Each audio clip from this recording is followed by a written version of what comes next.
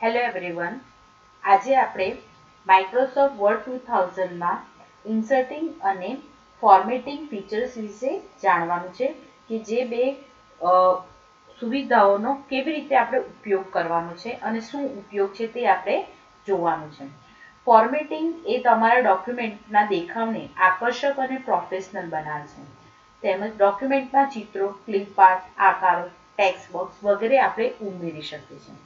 તો સૌપ્રથમ આપણે ફોર્મેટિંગ જોઈશું કે સિમ્પલ સરળ રીતે આપણે કોઈ પણ લખાણ લખ્યું હોય તો તે લખાણને આપણે કેવી રીતે એના ફોન્ટ બદલી શકીએ છીએ, ફોન્ટની સાઇઝ, તો એ આપણે જોઈશું. તો સૌપ્રથમ અહીં કોઈ પણ લખાણ ક્યાં તો પેરેગ્રાફ ટાઈપ કરવું, ત્યારબાદ અહીં આપણે પેરેગ્રાફ ક્યાં તો કોઈ પણ લખાણ હોય તે લખાણને સિલેક્ટ કરવું જરૂરી છે. જો તમે સિલેક્ટ નહીં કરશો તો તમે ફોર્મેટિંગ નહીં કરી શકો. બરાબર. તો ફોર્મેટિંગ કરવા માટે સૌપ્રથમ તમારે પેરેગ્રાફ શબ્દ કાં તો કોઈ એક લાઈન ને તમારે કમ્પલસરી સિલેક્ટ કરવું પડશે. જે તે લખાણ લખ્યું હોય તેને સિલેક્ટ કર્યા બાદ અહીંથી જો તમારે ફોન્ટની સાઇઝ બદલવી હોય તો ફોન્ટની સાઇઝ બદલવા માટે આ ફોન્ટ ગ્રુપમાં ઘણા બધા ઓપ્શન્સ જોવા મળે છે. અહીં લખ્યું છે કેલિબ્રી બોડી, એટલે કે અહીંથી તમે શું કરી શકો છો, અલગ અલગ પ્રકારના ફોન્ટનો બદલાવ કરી શકો છો. અહીં તમે પાછળ બેકગ્રાઉન્ડમાં જોઈ શકો છો કે 1 બાય 1 જે પણ હું ફોન્ટ પર હું કર્સર મૂવ કરું છું, પોઇન્ટર મારું મૂવ થાય છે તો એ મુજબ પણ ફોન્ટ ચેન્જ થાય છે. અને એનાથી જો વધારે બીજા ફોન્ટ્સ જોવા હોય તો સ્ક્રોલ ડાઉન કરીને તમે જોઈ શકો છો અને બદલી પણ શકો છો ફોન્ટને. ઓકે. તો આ મુજબ સૌપ્રથમ આપણે ફોન્ટને કઈ રીતે બદલવા તો એ આપણે અહીં જાણીએ. હવે ફોન્ટની સાઇઝ તમારે બદલવી છે તો ફોન્ટની સાઇઝ બાજુમાં જ આપેલી છે. તો એ ટેબમાં નાના એરો, ત્રિકોણ એરો પર ક્લિક કરવાથી ફોન્ટની સાઇઝ નાની મોટી જે પણ તમારે કરવી હોય તે મુજબ કરી શકો છો. ફોન્ટની સાઇઝ ડાયરેક્ટલી તમારે મોટા કરવા હોય તો એ બિગ જે આ મોટો એ છે તેની પર ક્લિક કરવાથી, એ બટન પર ક્લિક કરવાથી ફોન્ટની સાઇઝ ઇન્ક્રીઝ થશે અને બાજુવાળા એ વાળા બટન પર ક્લિક કરવાથી ફોન્ટની સાઇઝ નાની થાય છે. ઓકે. હવે માની લો કે આ પેરેગ્રાફમાંથી કોઈ પણ શબ્દ છે, ગેલેરી શબ્દ છે, તેને મારે બોલ્ડ દર્શાવવો છે. બોલ્ડનો મતલબ એ થાય છે કે તમારે જે પણ લખાણ લખ્યું છે ક્યાં તો કોઈ શબ્દ છે તો એને ઘાટા અક્ષરમાં દર્શાવવા માટે બોલ્ડ ઓપ્શનનો ઉપયોગ થાય છે. ત્યારબાદ અહીં મેં ડોક્યુમેન્ટ શબ્દ સિલેક્ટ કર્યો. હવે એને મારે કરવું છે ઇટાલિક. બીજું છે ફોર્મેટિંગ ઇટાલિક. ઇટાલિકની મદદથી તમારું જે ટેક્સ્ટ છે તે થોડું સ્લાન્ટેડ જોવા મળશે, થોડું આડું જોવા મળશે. ત્યારબાદ હું કોઈ એક લાઈન સિલેક્ટ કરી લઉં છું અને હું એને આપું છું અંડરલાઈન. બરાબર. અંડરલાઈન સિમ્પલ અંડરલાઈન પણ આપી શકો છો અને અંડરલાઈનની સ્ટાઇલ તમારે બદલવી હોય તો યુની બાજુમાં નાનકડો ત્રિકોણ જે આપેલો છે ત્યાં ક્લિક કરવાથી અલગ અલગ ફોર્મેટની તમે અંડરલાઈન જોઈ શકો છો. તેમજ અંડરલાઈનને અલગ અલગ કલર પણ આપી શકો છો. તો આ મુજબ સરસ રીતે તમે કોઈ પણ અંડરલાઈનનું ફોર્મેટિંગ ચેન્જ કરી શકો છો.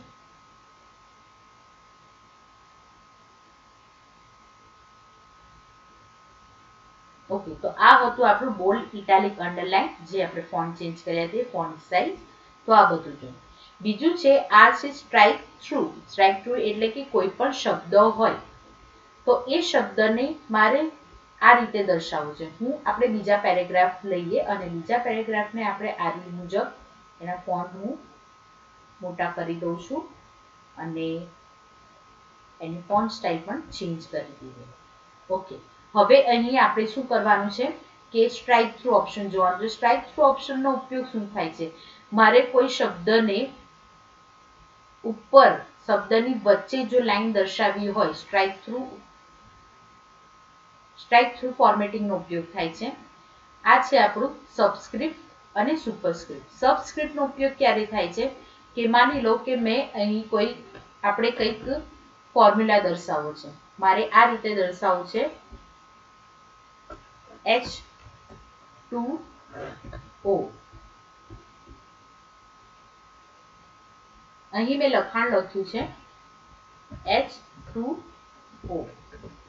H2O પણ 2 આપણે હંમેશા 2 H ના નીચે લઈએ છીએ, રાઈટ? તો H ના નીચે લેવા માટે પહેલા તો સૌપ્રથમ 2 ને તમારે સિલેક્ટ કરવો પડે અને ત્યારબાદ અહીંથી સબસ્ક્રિપ્ટ એને ફોર્મેટિંગ અપ્લાય કરવાથી જે તમારું ટેક્સ્ટ છે એ ટેક્સ્ટના નીચે દર્શાવવામાં આવશે. ત્યારબાદ અહીં હું એક ફોર્મ્યુલા લઉં છું x² + y²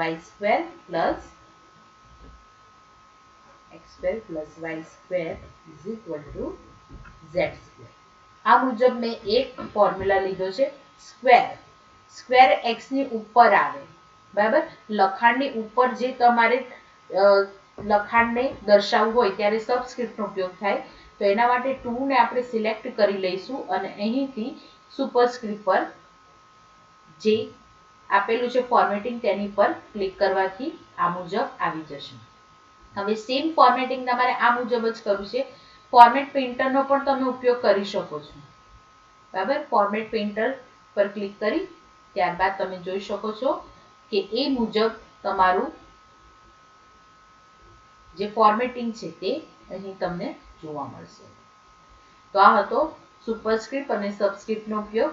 ત્યારબાદ તમે અહીં જોઈ શકો છો કે તમારે ફોન્ટને લાઇટ કલર આપવો છે, હાઇલાઇટ કરવું છે.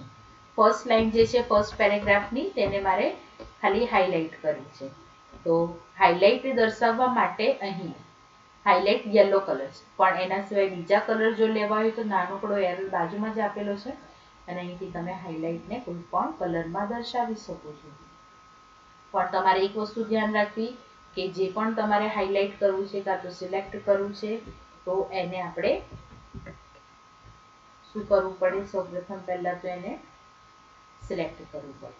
અગર જો તમારે હાઇલાઇટ કાઢી નાખવી છે, બધી હાઇલાઇટ કાઢી નાખવી છે, અહીંથી મેં માની લો કે આ કલરનું હાઇલાઇટ કર્યું છે અને આ હાઇલાઇટને મારે રિમૂવ કરી દેવું છે, બરાબર? તો નો કલર ઓપ્શન પર ક્લિક કરવાથી એ રિમૂવ થઈ જશે. ઓકે, અને નો કલર પર ક્લિક કરવાથી એ રિમૂવ થઈ જાય છે. તમારે કોઈ ફોન્ટને કલર આપવાથી અહીંથી તમે ફોન્ટ કલર અપ્લાય કરી શકો છો, બરાબર? જે પણ ફોન્ટ કલર આપવો હોય તે ફોન્ટ કલર આપી શકો છો. મોર કલર્સ પર ક્લિક કરશો તો બીજા કલર્સમાં પણ તમને જોવા મળશે. કસ્ટમ ટેબ પર ક્લિક કરવાથી અલગ અલગ શેડ વાઇઝ તમે અહીંયાથી ઇન્ક્રીઝ કરી શકો છો કલરના શેડ અને તે મુજબ તમે કોઈ પણ સરસ એવું કલર આપી શકો છો. તમે જોઈ રહ્યા છો કે આ મુજબ મેં કલર અપ્લાય કર્યો છે અને એને આપણે હું બોલ્ડ કરી દઉં છું જેનાથી ઘાટો કલર તમને વ્યવસ્થિત જોવા મળે. ઓકે, તો આ મુજબ હતું કે આપણે બોલ્ડ ઇટાલિક અંડરલાઇન કર્યું, ફોન્ટ બદલ્યા, ફોન્ટ સાઇઝ બદલ્યું, સ્ટ્રાઇક ટુ સુપરસ્ક્રિપ્ટ સબસ્ક્રિપ્ટમાં ફોન્ટને ફોર્મેટિંગ કર્યું. હવે એ જ ફોર્મેટિંગને આપણે રિમૂવ કરી દેવું છે. તો જે ફર્સ્ટ પેરેગ્રાફમાં જે પણ મેં ફોર્મેટિંગ કર્યું છે બધું ફોર્મેટિંગ મારે કાઢી નાખવું છે. તો અહીં તમે ઓપ્શન જોશો ક્લિયર ફોર્મેટિંગ. ક્લિયર ફોર્મેટિંગ પર ક્લિક કરવાથી જે પ્રમાણે પહેલા જે પોઝિશનમાં હતું તે મુજબ જ તમારું ફોર્મેટિંગ જોવા મળી જશે તમને. ઓકે, ખ્યાલ આવ્યો દરેકને? Very good. હવે આપણે જોઈશું કે તમારે ફોન્ટની જગ્યા બદલવી હોય, બરાબર? પેરેગ્રાફ છે તો પેરેગ્રાફનો અલાઇનમેન્ટ, તેના માટે અલાઇનમેન્ટનો ઉપયોગ થાય છે. તો અહીં પેરેગ્રાફ ગ્રુપમાં તમે જોઈ શકો છો અલગ અલગ ઓપ્શન. આ છે આપણું ટેક્સ્ટ અલાઇનમેન્ટ. 4 ટેક્સ્ટ અલાઇનમેન્ટ હોય છે: લેફ્ટ, સેન્ટર, રાઈટ અને જસ્ટિફાઈ, બરાબર? તો સૌપ્રથમ આપણે ફોર્મેટિંગ કરવા માટે, અલાઇનમેન્ટ આપવા માટે પણ આપણે ટેક્સ્ટને સિલેક્ટ કરવું પડે. By default left alignment. જો તમારે એને સેન્ટરમાં ખસેડવું હોય તો અહીં સેન્ટર પર ક્લિક કરવાથી તમારો આખો પેરેગ્રાફ જે પણ લખાણ હશે તે વચ્ચે આવી જશે. અહીં ક્લિક કરવાથી રાઈટ સાઈડમાં જશે અને ફરી લેફ્ટ પર ક્લિક કરીશ તો જે મુજબ લેફ્ટમાં હતું તે મુજબ લેફ્ટમાં આવી જશે. લેફ્ટ સાઈડ તમે જોશો તો અહીંયા જોવા મળશે કે line by line word arrange થયેલા છે. દરેક શબ્દ એક લાઈનના નીચે તમે જોઈ શકો છો અરેન્જ થયેલા, પણ રાઈટ સાઈડ તમે જુઓ તો એકના નીચે એક અરેન્જ નથી, બરાબર. તો લેફ્ટ સાઈડ અને રાઈટ સાઈડ બંને બાજુ એક સાથે અરેન્જ થયેલા તમને જોવા માટે કરવા માટે તમારે જસ્ટિફાઈ અલાઇનમેન્ટનો ઉપયોગ કરવો. તો એકદમ વ્યવસ્થિત રીતે તમે એને જોઈ શકો છો કે પેરેગ્રાફનું અલાઇનમેન્ટ લેફ્ટ સાઈડ અને રાઈટ સાઈડ બંને એક શબ્દના નીચે બીજા શબ્દની નીચે એકદમ વ્યવસ્થિત જોવા મળશે. તો આ મુજબ આપણે ટેક્સ્ટ અલાઇનમેન્ટ બદલી શકીએ છીએ. ઓકે, હવે આપણે જોઈશું ચેન્જ કેસ. ચેન્જ કેસનો ઉપયોગ શાના માટે થાય છે? તો અહીંથી હું કોઈ એક પેરેગ્રાફ સિલેક્ટ કરી લઉં છું. ચેન્જ કેસ શું છે? તો માઇક્રોસોફ્ટ વર્ડ સિલેક્ટ કરેલ ટેક્સ્ટના અક્ષરોને કેપિટલ, સ્મોલ વગેરેમાં ફેરવવાની સુવિધાઓ આપે છે, જે આપણે ચેન્જ કેસમાં જોઈશું. તો ચેન્જ કેસ ફોન્ટ ગ્રુપમાં તમે અહીં જોઈશો આ જે છે એમાં sentence case, lower case, upper case, capitalize each, toggle case. Lower case પર ક્લિક કરશો તો બધા શબ્દ જે પણ પેરેગ્રાફ હશે બધા સ્મોલ લેટરમાં તમને જોવા મળશે. ત્યારબાદ અપર કેસ પર ક્લિક કરશો તો બધા લેટર તમને બિગ લેટર્સમાં જોવા મળશે. સેન્ટેન્સ કેસમાં કયા પ્રમાણે હોય છે કે ફર્સ્ટ લાઇનનું ફર્સ્ટ વર્ડ કેપિટલ, બાકી બધા સ્મોલ અને લાસ્ટમાં ડોટ, એ ફોર્મેટમાં તમને જોવા મળશે. આપણું ફર્સ્ટ સેન્ટેન્સ છે જેમાં ઓ કેપિટલ, બાકી બધા સ્મોલ. ઓકે, તો આ મુજબ છે. ત્યારબાદ તમે જોશો કેપિટલાઇઝ ઈચ વર્ડ, દરેક શબ્દ કેપિટલ, ઓનમાં ઓ કેપિટલ, ધમાં ટી કેપિટલ, ઇન્સર્ટમાં આઈ કેપિટલ. તો આ રીતે તમે બદલી શકો છો. અને ટોગલ કેસમાં કેપિટલાઇઝ ઈચ વર્ડનું રિવર્સ હોય, એના કરતાં ઊંધું હોય. તો ટોગલ કેસ પર ક્લિક કરવાથી પહેલા શબ્દનો પહેલો અક્ષર સ્મોલ પછી કેપિટલ, શબ્દનો પહેલો અક્ષર સ્મોલ પછી કેપિટલ, ઓનમાં ઓ સ્મોલ એન કેપિટલ, ધમાં સ્મોલ ટી અને એચ ઈ કેપિટલ. તો આ મુજબ તમે જોઈ શકો છો. અને by default sentence case default હોય છે, પૂર્વ નિર્ધારિત હોય છે, કે જે પહેલેથી જ આ રીતે સેટ કરેલું. ઓકે, તો આપણે આજે આ પ્રમાણે જોયું ફોન્ટમાં અને પેરેગ્રાફમાં. ઓકે, હવે આપણે યાદીઓ કઈ રીતે તૈયાર કરે. હવે માની લો કે મેં કોઈ યાદી તૈયાર કરી છે, તો મારે એ મુજબ યાદી તૈયાર કરવી છે, બરાબર. તો યાદી તૈયાર કરવા માટે આપણે લિસ્ટનો ઉપયોગ થાય. આ જે તમે જોઈ શકો છો આ છે list, bullet list, numbering list અને અહીં છે ટ્રી લિસ્ટ. એટલે કે એક પછી એક લિસ્ટની નીચે તમારે દર્શાવવા માટે. હવે હું અહીં કોઈ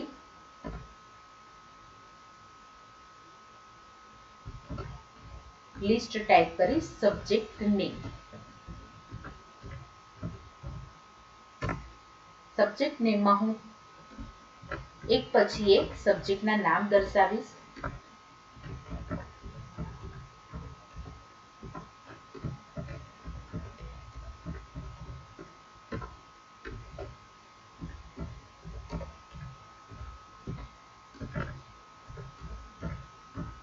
ઓકે, તો તમે જોઈ શકો છો કે સબ્જેક્ટ નેમ અને એ મુજબ એના સબ્જેક્ટના નામ. તો આ બધા સબ્જેક્ટના નામને હું સૌપ્રથમ શું કરીશ, સિલેક્ટ કરીશ.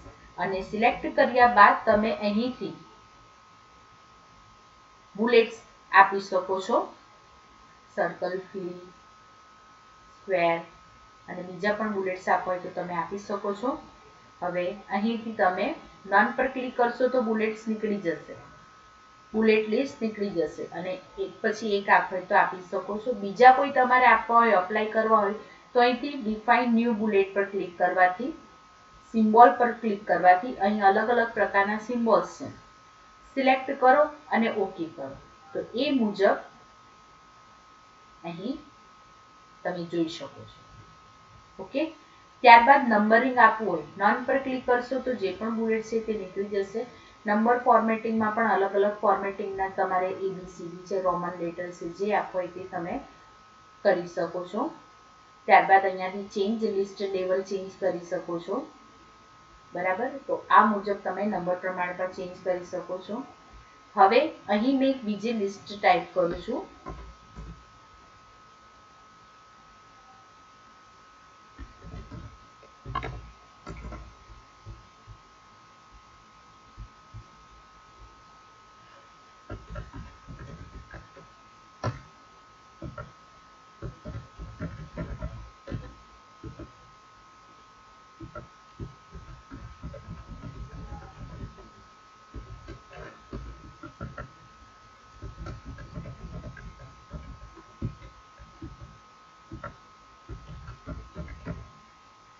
ઓકે, અહીં મેં એક યાદી ટાઈપ કરી છે જેમાં મેં આપણી કન્ટ્રીનું નામ લખ્યું છે, ત્યારબાદ આપણા સ્ટેટનું નામ અને જે સ્ટેટના જેટલા પણ શહેરો છે તેના નામ ટાઈપ કર્યા છે. ત્યારબાદ આપણે શું કરવાનું છે, આ બધી યાદીને આપણે સિલેક્ટ કરવાની છે અને આપણે આ રીતે ટ્રી સ્ટ્રક્ચરમાં એને આપી શકીએ છીએ જેનાથી તમને આ મુજબ દેખાશે કે મેઇન તમારું શું છે કન્ટ્રીના અંદર ગુજરાત અને ગુજરાતની અંદર અલગ અલગ સિટી. તો આને કહેવાય ટ્રી લિસ્ટ, બરાબર. તો આ રીતે લિસ્ટને તમે સરસ રીતે અરેન્જ કરી શકો, જે રીતે કે તમારું બુકમાં પણ આપ્યું હોય છે કે મેઇન ચેપ્ટર હોય તો ચેપ્ટરનું નામ, એની અંદરનો ટોપિક અને એનો અંદરનો સબ ટોપિક આપેલો હોય. તો આ મુજબ તમે યાદીઓને બનાવી શકો છો, યાદીઓને આ રીતે મૂકી શકો છો. ઓકે, હવે આપણે જોવાનું છે કે પેજની અંદર બેકગ્રાઉન્ડ કલર કઈ રીતે મુકાય. તો બેકગ્રાઉન્ડ કલર મૂકવા માટે અહીં તમે જોઈ શકો છો આ જે ઓપ્શન છે તે થીમ કલર્સ, કે જેમાં તમે કોઈ પણ સિલેક્ટેડ કરેલું હોય ત્યાં તમે બેકગ્રાઉન્ડ કલર મૂકી શકો છો. અહીં ક્લિક કર્યા બાદ ત્યારબાદ તમે કોઈ પણ કલર એપ્લાય કરી શકો છો આ મુજબ. ઓકે, કલર અપ્લાય કર્યા બાદ તમે બોર્ડર પણ અપ્લાય કરી શકો છો. હું અહીં ઓલ બોર્ડર આપું છું. હવે બોર્ડરમાં તમે જોઈ શકો છો કે તમારું ટેક્સ્ટ જે છે તે બોર્ડરમાં એકદમ ફિટ થયેલું છે. હવે માની લો કે તમારે જે લાઇન છે તો બે લાઇન્સ વચ્ચે ઉપર નીચે તમારે કાં તો પેરેગ્રાફના ઉપર નીચે તમારે જગ્યા છોડવી હોય, જગ્યા આપવી હોય તો તમે આપી શકો છો. તો તેના માટે આપણે અહીં લાઇન સ્પેસિંગ ઓપ્શનનો ઉપયોગ કરી શકીએ. ડિફોલ્ટ 1.15 હોય છે, 1.0 કરશો તો એકદમ નજીક આવશે. ત્યારબાદ લાઈન વધારે સ્પેસિંગ આપવા માટે જે તમે ઓપ્શન સિલેક્ટ કરશો 2.0, 2.5 તે મુજબ તમે અહીંયા જોઈ શકો છો.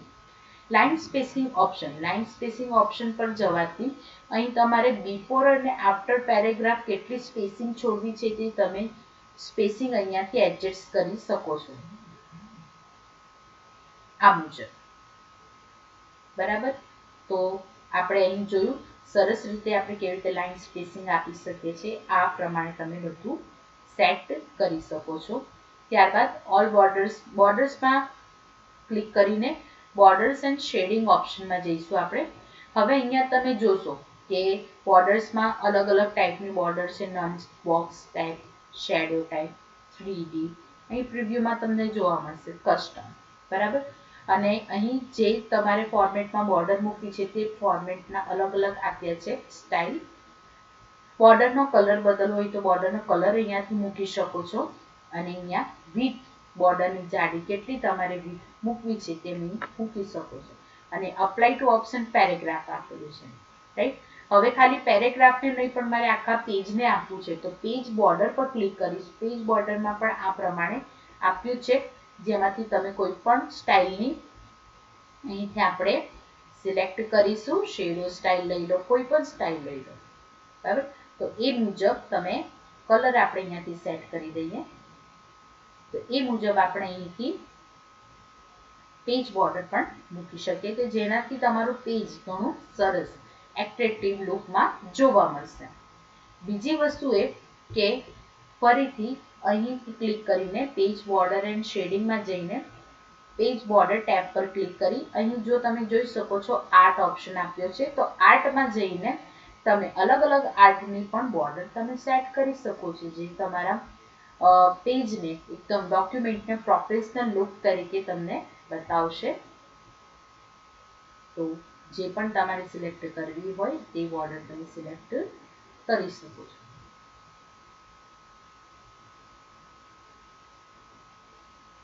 ઓકે, તો આ મુજબ આપણે પેજ બોર્ડર અપ્લાય કરીશું. ડોક્યુમેન્ટમાં દરેક પેજ પર બોર્ડર તમને જોવા મળશે. જો તમારે પેજ બોર્ડર કાઢી નાખવી છે તો બોર્ડર એન્ડ શેડિંગ્સમાં જઈને નન પર ક્લિક કરી દેવાથી અહીંથી તમારી બોર્ડર નીકળી જશે.